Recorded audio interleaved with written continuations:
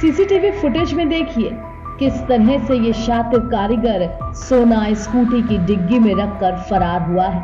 और सिर्फ इतना ही नहीं, इसके साथ कैश भी पार कर दिया। इस सोने, चांदी और कैश की कीमत जानकर आप हैरान रह जाएंगे। कानपुर में एक सराफा कारीगर करीब 12 से 13 किलो सोना और 1 करोड़ कैश के साथ फरार हो गया। जब तक व्यापारियों को भनक लगती कि उनके साथ ठगी हुई है, तब तक चोर 1, 2, 3 हो चुका था। साथ ही अपने घर और दुकान में ताला लगा गया और मोबाइल स्विच ऑफ कर दिया।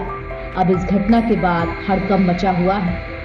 लगभग 10 किलो से 15 किलो के बीच में, क्योंकि व्यापारी अभी एक व्यापारी की रजिस्टर्ड हो गई है कंप्लेन करीब 1.5 करोड़ रुपए की, और कुछ व्यापारी हमारे साथ हैं जिनका करीब 2 करोड़ का माल है। कुछ का किसी का 20 लाख, किसी का 30 लाख, इस करीब 10 किलो के आसपास, जिसकी कीमत 6 से 8 करोड़ के बीच में हो सकती है।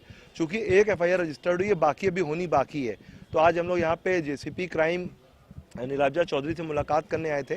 तो उन्होंने पहले से ही SHO बजरिया और DCP सेंट्रल सभी को बुला रखा था। पूरी पुलिस का प्रशासन एकदम एक्टिव था और उनके सामने पूरी बात हम लोगों ने करी है।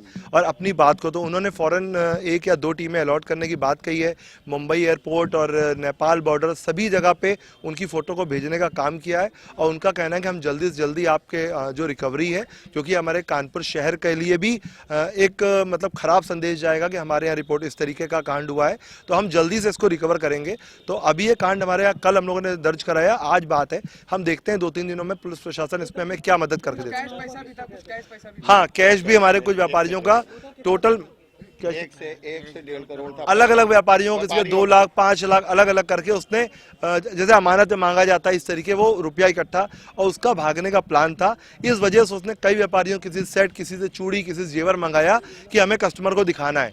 और वो कुल मिला के हम ये कह सकते हैं जो अभी तक करंट में मेरे सामने व्यापारी हैं, उसमें मैं 6 से 8 करोड़ रुपए तक का देख रहा हूं। कुछ व्यापारी हैं जो डर के हमारे सामने नहीं आए। जैसे जैसे एप्लीकेशन आती जाएगी वहां पे रकम का जो क्लियरेंस है वो दिखता जाएगा। भारी मात्रा में सोना लेकर अपने निवास स्थान से लोग गायब हो गए हैं और इनको आशंका है कि ये लोग माल लेकर कहीं निकल गए हैं। उसी आधार पर, इनके तहरीर के आधार पर मुकदमा जो है थाना बजेरिया में पंजीकृत कराया गया है। और पुलिस उपायुक्त मध्य के नेतृत्व में जो है कि उनके निर्देशन में SIT की टीम इस पर लगा दिया गया है, जो ये कार्य करेगी। और जल्द से जल्द प्रयास किया जाएगा कि जो भी सोना है उसकी रिकवरी हो या पता चले वो किस कारण से गायब हुआ है और उसका क्या भी संदेह है। सोना लेकर फरार ये कारीगर महाराष्ट्र का रहने वाला बताया जा रहा है। फिलहाल पुलिस इसकी तलाश में जुटी है, मगर इतने बड़े पैमाने पर हुई ठगी से सब हैरान हैं। NBT ऑनलाइन के लिए कानपुर से सुमित शर्मा की रिपोर्ट।